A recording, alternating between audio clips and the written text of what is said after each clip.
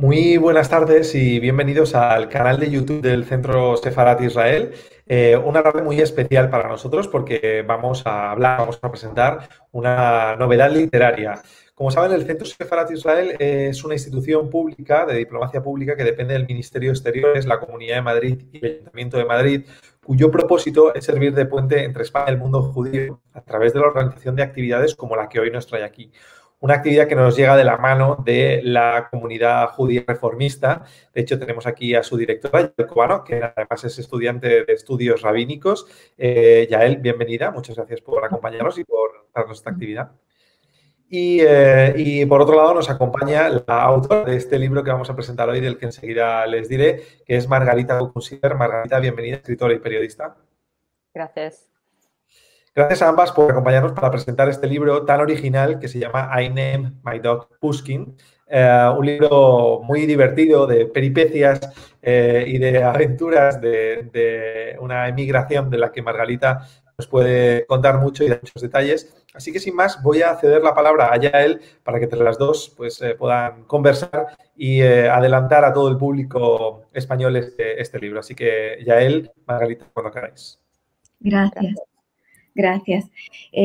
Bueno, hola, ¿qué tal a todos? Amigos del Centro Sefarad Israel, de aquí y de allá. Gracias por esta oportunidad y por poder presentaros esta obra literaria, esta novela, estas memorias. Ahora Margarita nos dirá, de una amiga, de una conocida ya del Centro Sefarad Israel, por su estancia en España, por ser española y ya por haber presentado una novela anterior en este centro, así como haber expuesto su obra pictórica en la sede del Centro Sefarad. Así que os presento a Margarita Gokun-Silver, amiga personal, muy querida para mí, y brevemente os cuento, Margarita es una periodista independiente, de artículos, ensayista, novelista, ha publicado artículos en The New York Times, The Washington Post, The Guardian, BBC, NPR, The Atlantic, entre otros. En su página web, que podemos compartir luego, tiene toda una serie de artículos y de ensayos interesantísimos en muchos ámbitos. Descubriréis que también una de las pasiones de Margarita es la gastronomía, pero eso ya podéis acceder a él, así como su obra también artística, pictórica, ¿no? Y Margarita, yo quisiera comenzar hablando unas palabras, si me permites, de tu libro. Este libro que está en inglés, ya adelanto que está en inglés, pero que os invito, por supuesto, a leer, y que si algún editor de España está, o incluso del mundo en Latinoamérica está viéndonos, sería fabuloso que se publicase en español. Se llama I Named My Dog Pushkin. Y bueno, es una obra que ahora vamos digamos, a desentrañar, ¿no? Como a desglosar. Ese es, efectivamente, yo tengo aquí mi copia que me llegó en agosto. Es un libro que, si me permitís haceros una descripción breve, vendría a ser para mí, las memorias de Margarita, en lo que es una historia de emigración desde su Rusia natal hasta llegar a los Estados Unidos, con el telón de fondo de las vivencias de una chica judía que además está en todo el auge de su crecimiento personal y a todos los temas a los que se va enfrentando y cómo los afronta, ¿no? Para mí, y os adelanto, no es solo las memorias de Margarita, podría ser una historia judía, que lo es perfectamente, sino también Margarita es una maestra de lo que son las experiencias de una mujer vivida, una mujer que ha viajado muchísimo con una gran experiencia de lo que son distintos sucesos de la vida, de ese, y os adelanto, podría ser la maternidad, la relación con los padres, la independencia, el qué voy a llegar a ser en la vida y quizás una cosa posterior en dónde está mi lugar en el mundo, si es que lo tengo. Así que, Margarita, un gusto tenerte aquí. No sé si he descrito la obra como merece. Perfecto, perfecto. Y muchas gracias a ti y a Casa Sefarad, que, bueno, que yo estaba muchas veces en Casa Sefarad cuando vivía en Madrid. Y qué placer verte y a él, porque hace mucho que no nos vemos, pero sigo siendo una madrileña honoraria, no sé, a mí me encanta y Madrid y vivir en Madrid me encantaba, así que estoy encantada de estar aquí. Gracias. Me consta que eres una madrileña y sobre todo un amante de España, que luego contaremos alguna cosa en ese aspecto, ¿no? Pues tu obra se ha descrito, y además tengo aquí muchas citas, si me permitís. Yo soy una lectora amateur y me encanta descubrir las obras. No soy una crítica literaria, pero me encanta descubrir las obras desde muchos puntos de vista y desde muchas perspectivas, ¿no? Aquí me consta que autores de bestseller del New York Times ha dicho que he disfrutado mucho de la voz ingeniosa y ácida de Margarita, porque si algo tiene tu obra es mucho humor, que ahora nos vas a contar. Increíbles memorias de una mujer, ¿no? De una mujer emigrante, memorias agudas e ingeniosas, que capta perfectamente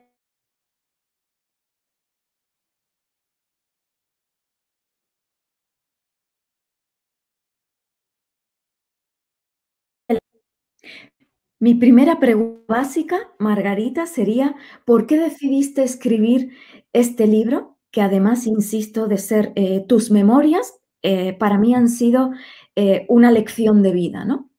O, dicho de otra manera, ¿cuáles fueron tus objetivos últimos? ¿Por qué plasmarlos en un libro?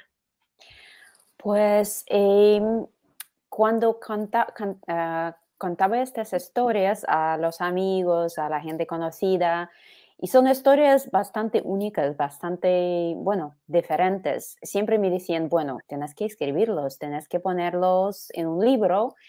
Y pensaba, bueno, me encantaría porque esta historia de huir de tu país por la persecución, por no estar, por estar second class citizen, aquí no estoy seguro cómo decirlo en español, eh, y de ser un emigrante, de tener que adaptarse, asimilar, acostumbrarse a una nueva cultura, a un nuevo idioma, a una nueva gente, um, mientras siendo una mujer, es, a mí me parece una experiencia tan conocida por todos otros emigrantes y por judíos que, bueno, estamos huyendo de los países por siglos y siglos, ¿no? Claro que las condiciones cambian bueno, antes judíos huyeron por la tierra o por los barcos, ahora por aviones, pero es una escapada. Así que me parecía muy importante que esta experiencia tiene it's recorded, está grabada, ¿no? Está grabada en un libro, porque no hay tantas historias sobre judíos soviéticos, más que nada mujeres, escapando o yendo a vivir, emigrando a otros países. Habían unas memorias de los hombres que emigraron cuando tenían una edad más pequeña que yo. Yo emigré cuando tenía 20 años, así que ya estaba adulta. Ya sabía qué me pasó, ya, bueno, pasé toda mi infancia y toda mi, ¿cómo se llama?, juventud en Unión Soviética, en unas condiciones de antisemitismo bastante establecido y bastante conocido. Y bueno, no encontraba nada en lugar literario que podía contar estas experiencias. Entonces pensé, bueno, voy a ponerlo, voy a escribir un libro. Claro, claro. Y gracias por hacerlo, efectivamente. Gracias por todo lo que has dicho y por reflejarlo en un libro, ¿no? Me gustaría entrar, en primer lugar, en este viaje de migración, ¿no? Que resulta ser, como tú bien has dicho, la historia del judío, si nos remontamos a Abraham, ¿no? Pasando por tus antepasados, una de las líneas que salieron de España, y ya adelanto que Margarita obtuvo su nacionalidad española como sefardí por este éxodo, ¿no? En la historia de España. Pero me gustaría entrar en este episodio que, aunque en este foro, en el Centro Sefarad de Israel y en el mundo judío hablamos para educar, que es sobre el antisemitismo, me gustaría que nos pudieras contar algunas de esas escenas que conformaban tu vida. Yo personalmente conocí tu historia porque tú me contaste algunas cosas, pero descubrir que alguien te hizo saber que eras judía por un momento en la escuela y entraste en shock. Me gustaría que nos contaras algunos de esos episodios sistematizados que a ti, si me permites, o lo que yo percibí, a ti te agarran muy fresco y te conmueven, y si me permites, y te llevan a actuar, es decir, a decidir emigrar. Sin embargo, pareciera, sin juzgar a tus padres, que lo tenían más asumido. Así que, Sí. cuéntanos. Pues sí, y para mí crecer judía en Unión Soviética, claro que no hablo por todos los judíos. Yo crecí en Moscú, yo crecí en una familia de ingenieros, había todo tipo de judíos por la Unión Soviética. Pero crecer judío en Unión Soviética significaba crecer de un ciudadano del segundo ¿cómo se dice? No sé. Segundo, algo, no me acuerdo la palabra. Entonces, nosotros crecimos como judíos por nuestro pasaporte, por nuestra etnicidad, no por la religión. Judíos soviéticos no sabían casi nada sobre la religión, la mayoría. Claro que habían algunos que sabían mucho y estudiaban e incluso fueron a los campamentos por estudiar hebreo. Mi familia no estaba así. Mi abuelo sí conocía algo, recordaba algo de su infancia. Siempre observaba Yom Kippur, siempre buscaba matzah para el Pesach por todo el Moscú. Pero todos nosotros, ni mis padres ni yo, no lo entendimos, porque nosotros crecimos como ateístas, pero crecimos como judíos. Y esta estampa fue, en la Unión Soviética fue algo malo.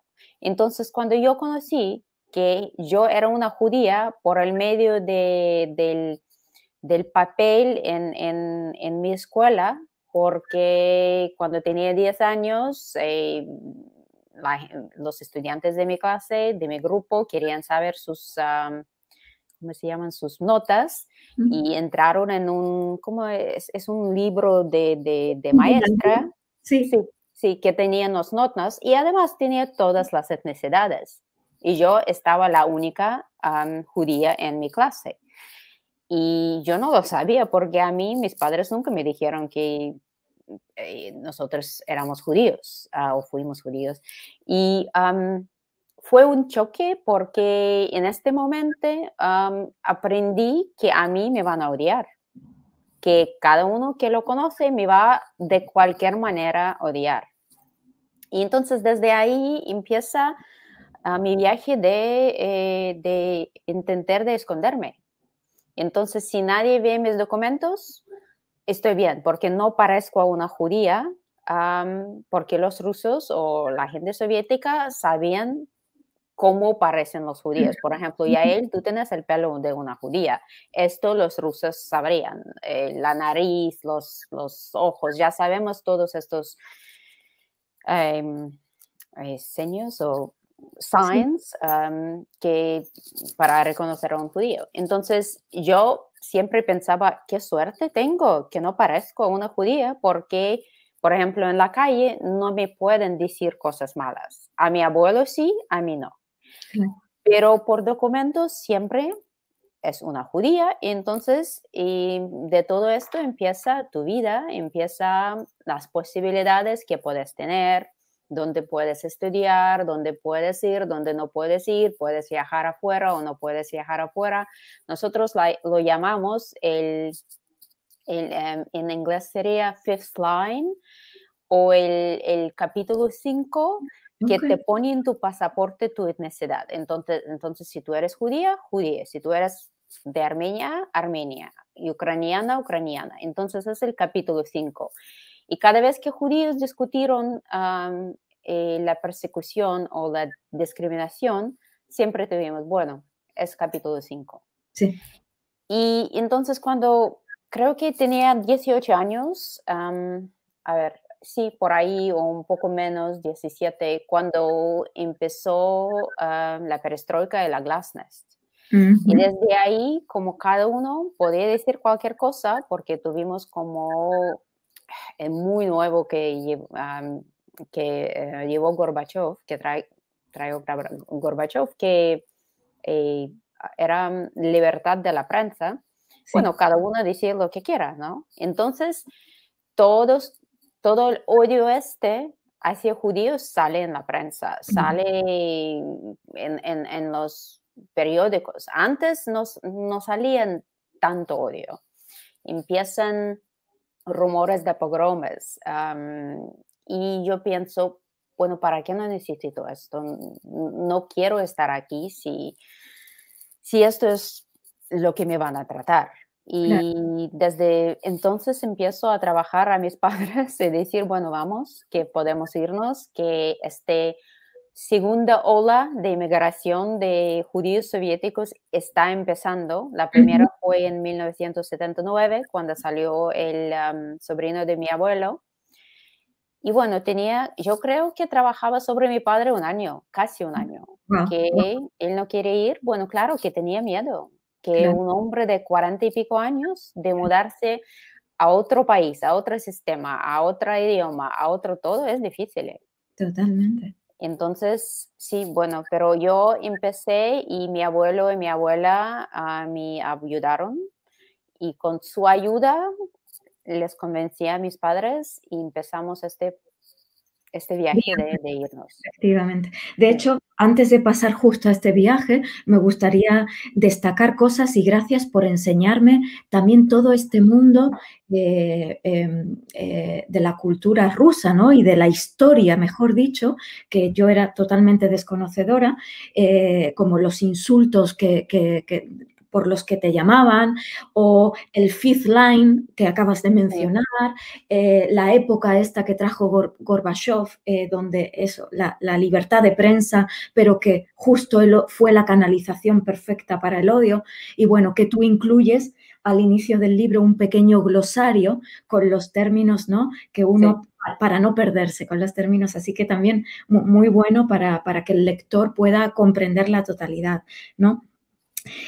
Entrando a cómo trabajaste, porque si algo, yo personalmente, insisto, te conozco y sé que eres una mujer muy persistente, cosa que admiro en ti profundamente, pero que tú, de hecho, destacas en tu libro que era tu cabezonería.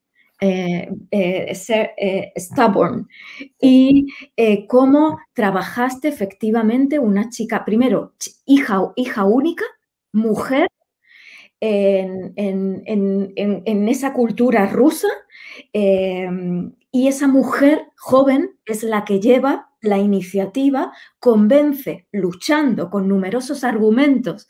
Curiosamente, tu abuelo, tu dedushka, Sí. También término que aprendo.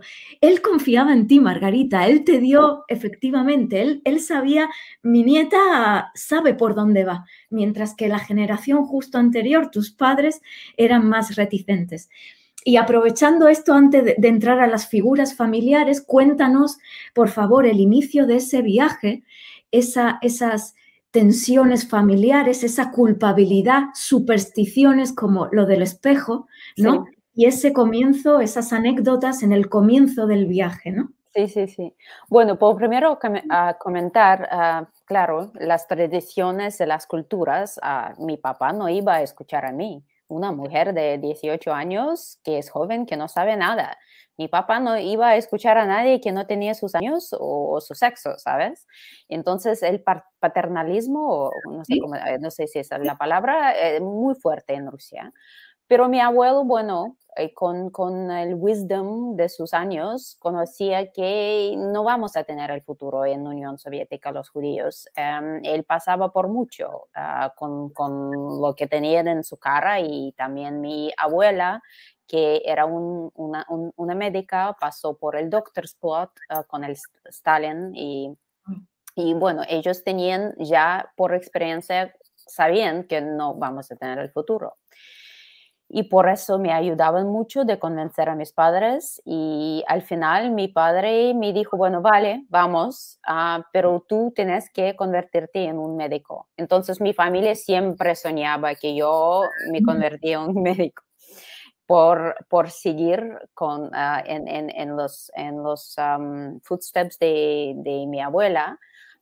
Incluso en la Unión Soviética me intentaron de convencer, yo no lo quería hacer, pero le dije, bueno, vale, si tú, si tú vas conmigo, si ya te convenzo, está bien. Y bueno, comenzamos con el viaje, que yo me olvidé mi bufanda y quería entrar de nuevo en nuestro piso porque ya salimos, ya empacamos, ya esto, mi papá estaba abajo con las valijas, y mi mamá me dijo que no se puede entrar porque es un superstition, no sé la palabra en español, de verdad. Superstición, igual.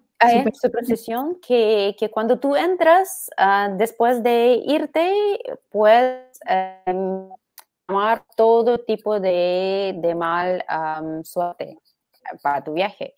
Y si tú tenés que entrar, tenés que mirar en el espejo, que yo hice, pero todo este viaje de inmigración tenía tantas etapas de suerte que parecía mala, pero en final convirtiera en algo bueno, que yo pienso que esto mirando al espejo me funcionó muy bien. Y además, qué bueno que saqué mi bufanda, porque al llegar a Austria, porque en estos años nosotros no pudimos ir directamente. Tuvimos que ir por países diferentes porque Unión Soviética y Israel no tenían relaciones diplomáticas, y a nosotros solo nos han permitido ir a Israel. Pero nosotros quisimos ir a Estados Unidos porque tuvimos el sobrino de mi abuelo. Entonces tuvimos que irnos por Austria e Italia. En Austria, en Viena, esperamos como 5 horas afuera, que hacía muchísimo frío, y qué bien que tenía mi bufanda. Así que, sí, así empezamos, sí. Justo en estas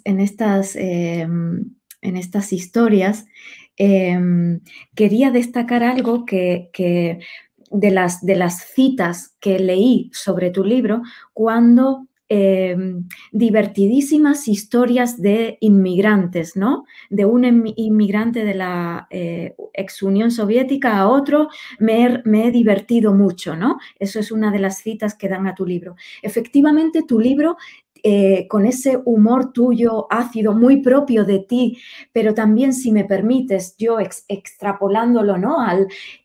Para mí es una muestra más de cómo los judíos hemos usado el humor para sobrevivir grandes acontecimientos duros de nuestra vida, y le hemos echado ese humor pues justo para sobrevivir.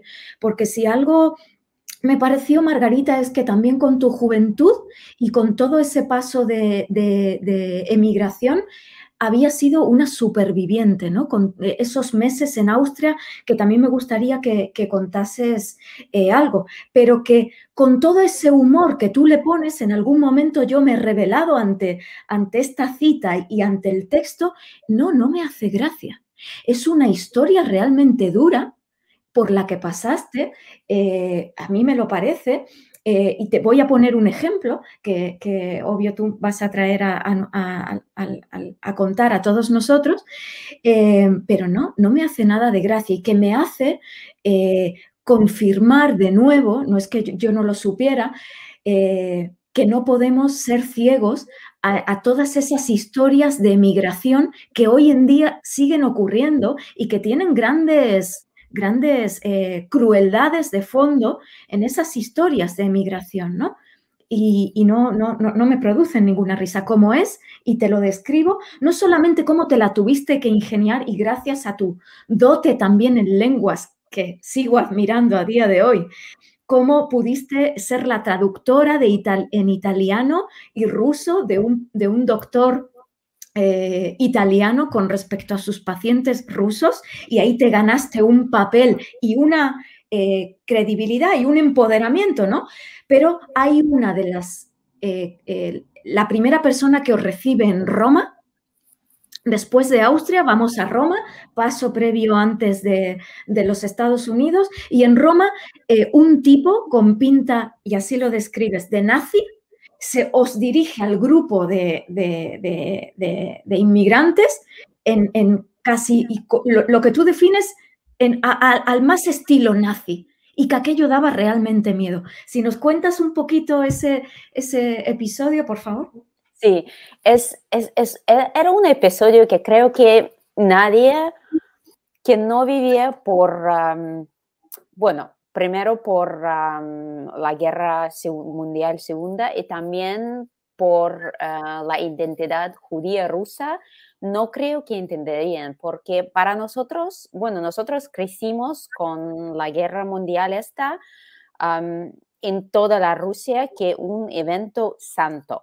Claro que a nosotros no decían nada sobre el Shoah, no conocimos mucho sobre lo que mataron a los judíos primeros de todos, pero lo que sí conocimos, que tuvimos adentro de nuestra piel esta sensibilidad hacia esta guerra, y muchísimas películas sobre la guerra donde los nazis tuvieron, bueno, se ponieron todo de cuero, gritaron, sacaron a la gente de los trenes. Entonces, eso fue como una caricatura de estas películas que nosotros siempre miramos con horror, que a todo, y yo creo que en este momento yo pensaba como una rusa que conocía la Guerra Segunda, ¿no? Mundial. Pero después de años, después de aprender mucho sobre el Shoah, sobre lo que ha pasado con los judíos europeos, porque no es lo mismo.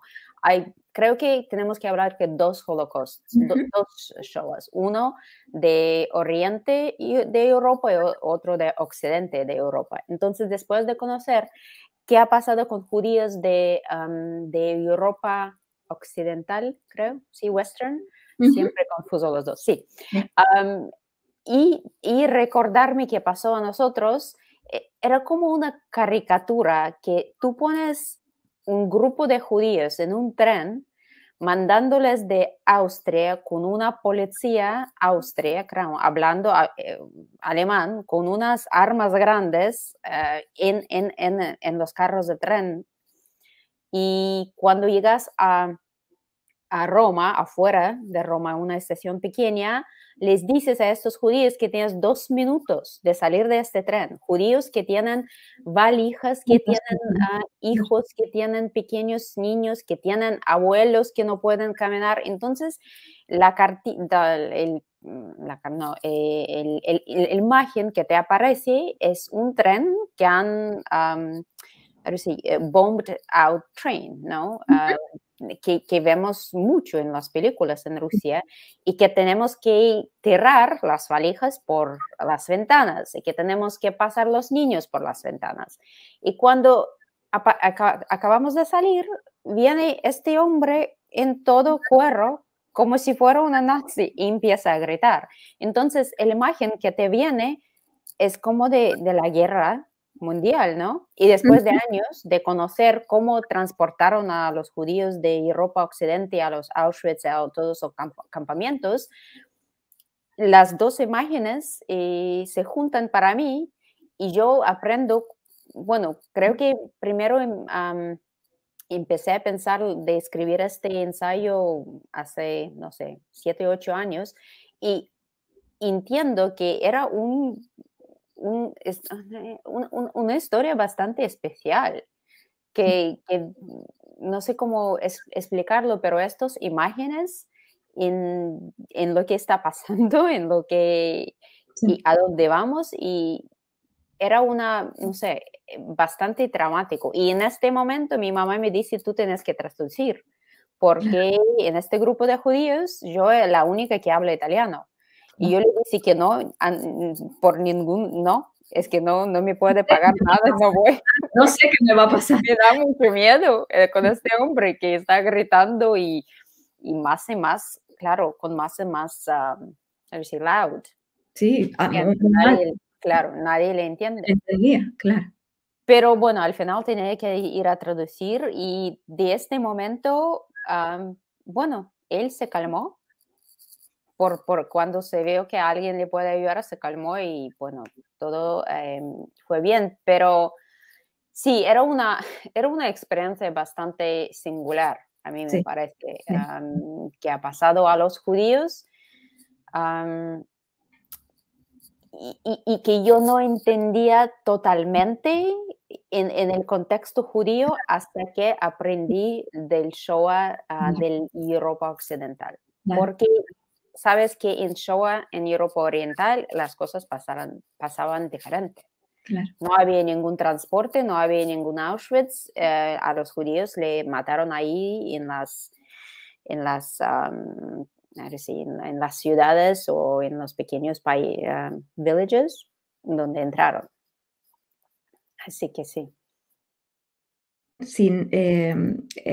Algo que se me quedó grabado era de estas experiencias, ¿no? de migración, cuando te entrevista, por suerte, y hay que mencionarlo, estaban organizaciones judías presentes en Italia para tratar comenzar esos expedientes y poder derivaros a los Estados Unidos, porque quiero destacar aquí dos datos. Uno es que, por cierto, cuando se enteraron la Unión Soviética que realmente vuestro paso no era para Israel, vosotros de todas formas ya habíais perdido la nacionalidad. En el momento que salisteis de Rusia ya no erais ciudadanos soviéticos, de modo que si no os aceptaban en otro lugar, erais apátridas. Luego era una situación realmente angustiante, ¿no?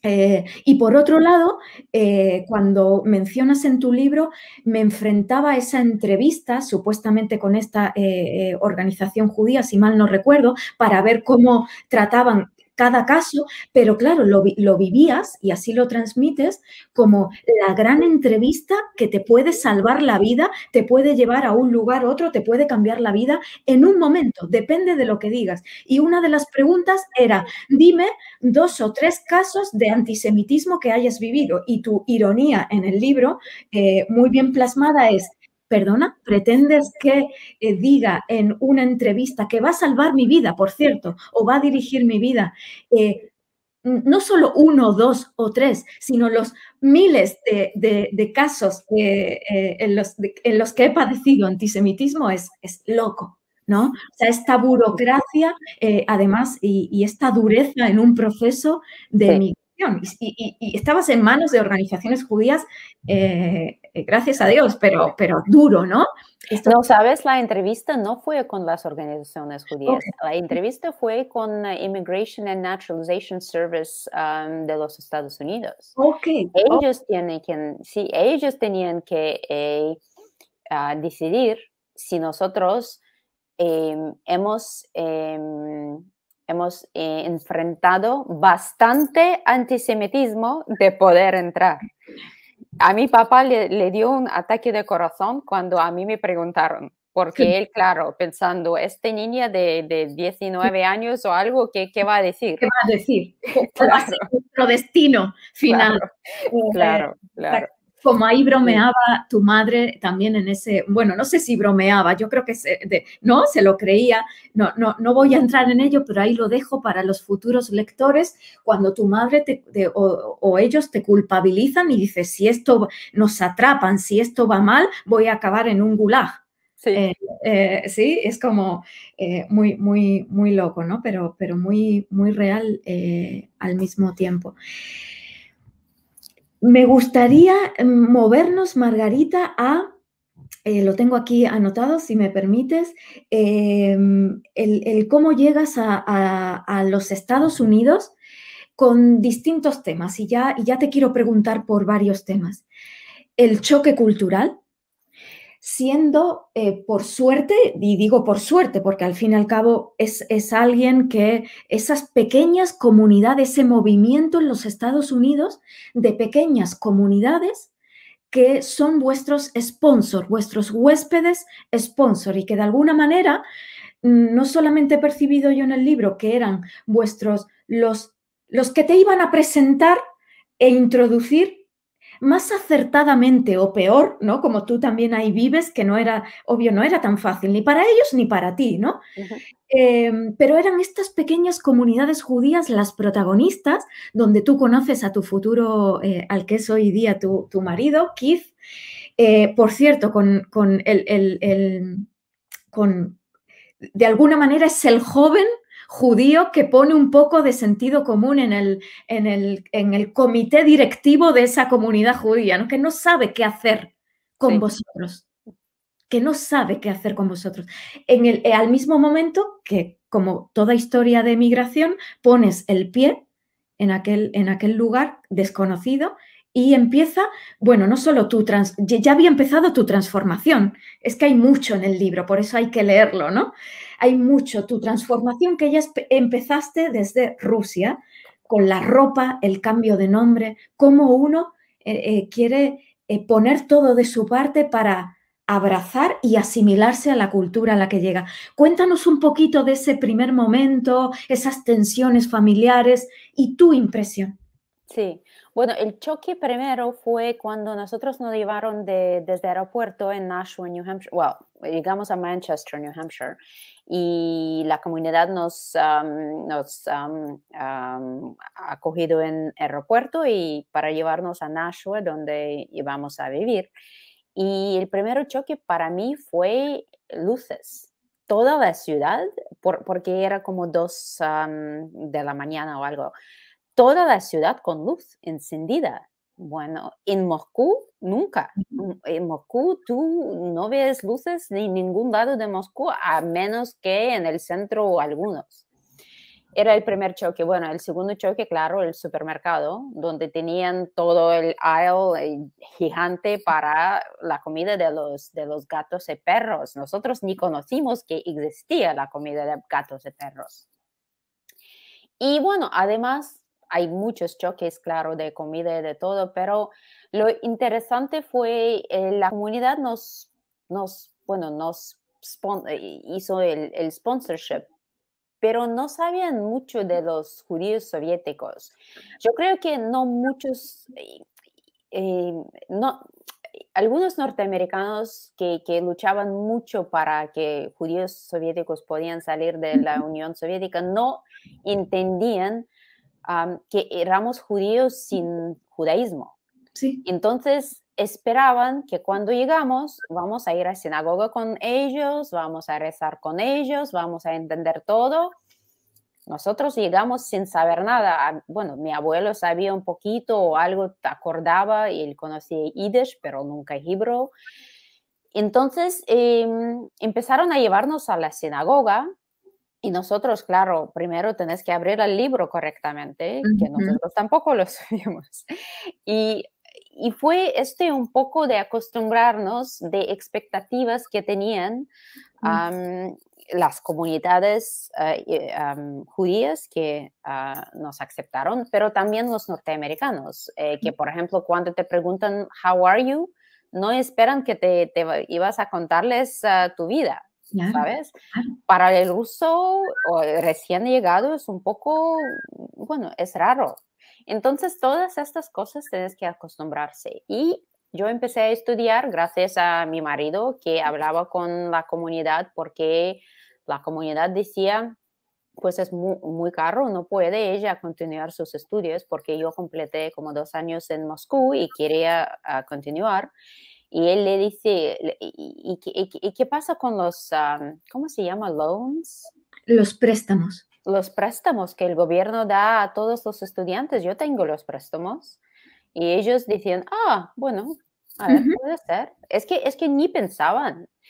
Y entonces cuando me ayudaban un poco de hacer todos los papeles para los préstamos y también me han dado algunas becas en el pequeño college donde fue, también ha sido bastante chocante para mí, porque, bueno, primero hay que pagar muchísimo dinero para estudiar. En la Unión Soviética estudiamos gratis. Después, nadie, bueno, la gente, ¿cómo se diría en español? No sabía. Nobody cheats on exams. Sí, nadie copia en los exámenes. Exactamente. En Unión Soviética todo el mundo lo hacía.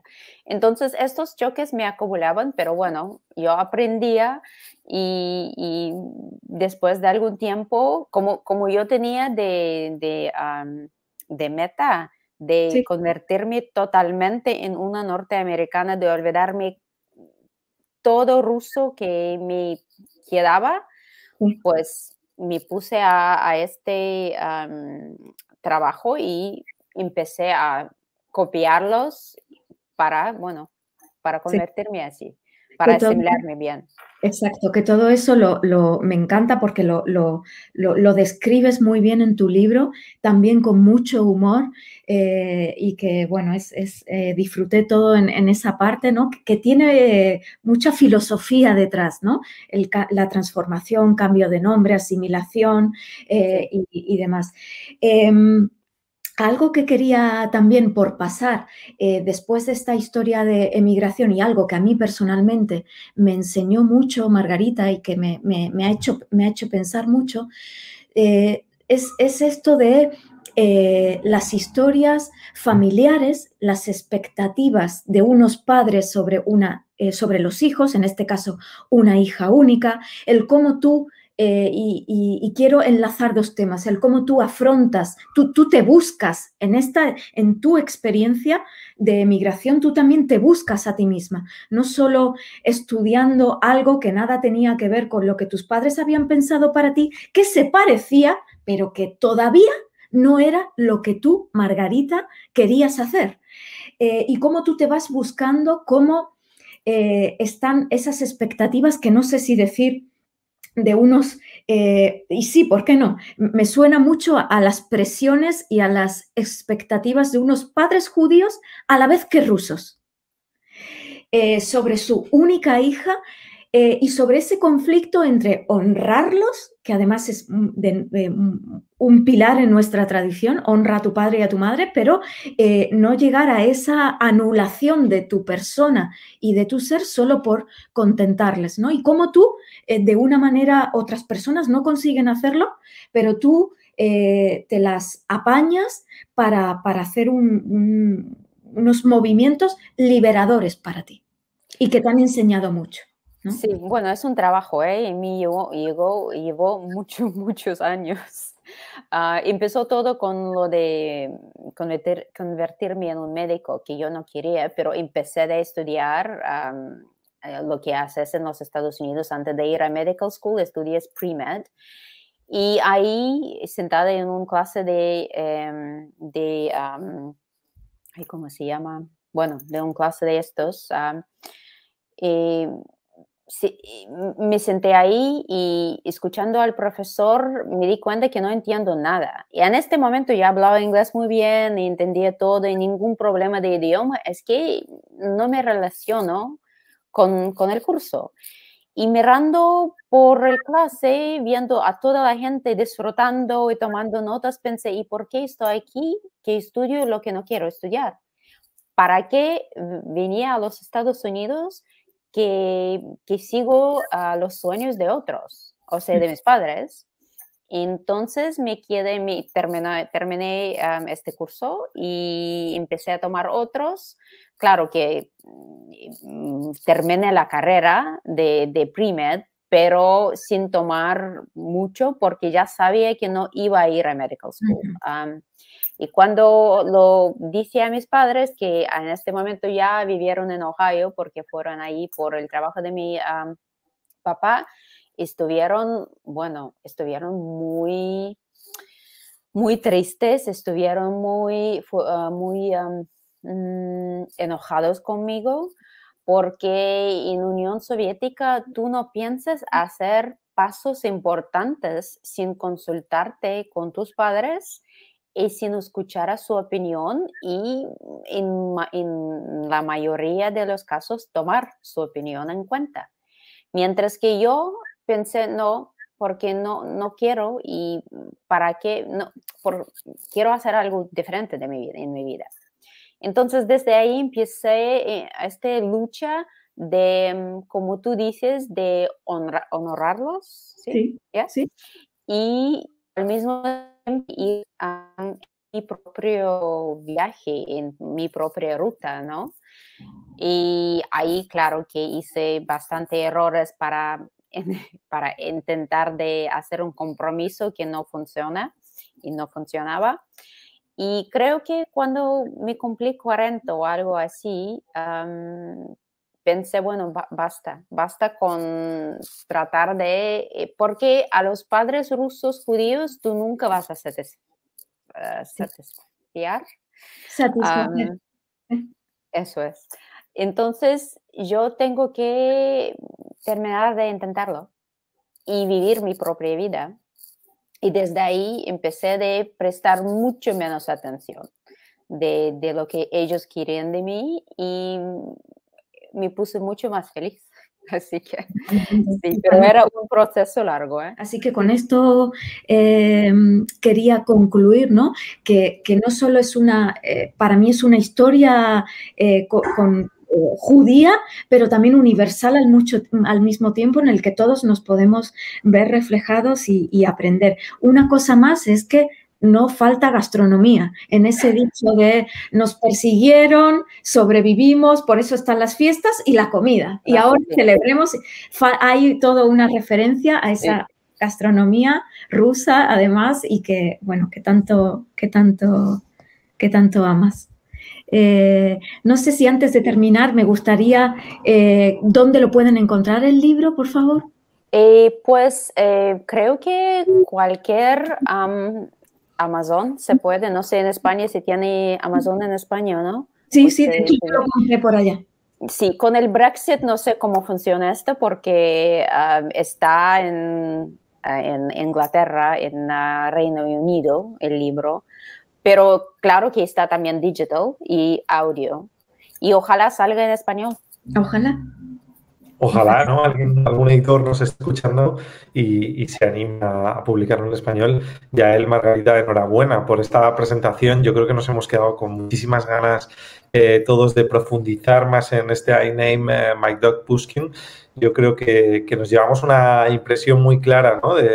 de todas las historias que contiene este libro y de todo lo que tuvo que pasar Margarita, ¿no? En todo este proceso migratorio que, como bien dice, pues bueno, es un denominador común a muchas historias de familias judías, ¿no? Así que felicidades, Margarita, felicidades, Yael, por esta conversación. Gracias a vosotros y gracias, Margarita. Gracias por tenerme. Y gracias a todos los que nos han seguido esta tarde. Muchísimas gracias. Shalom.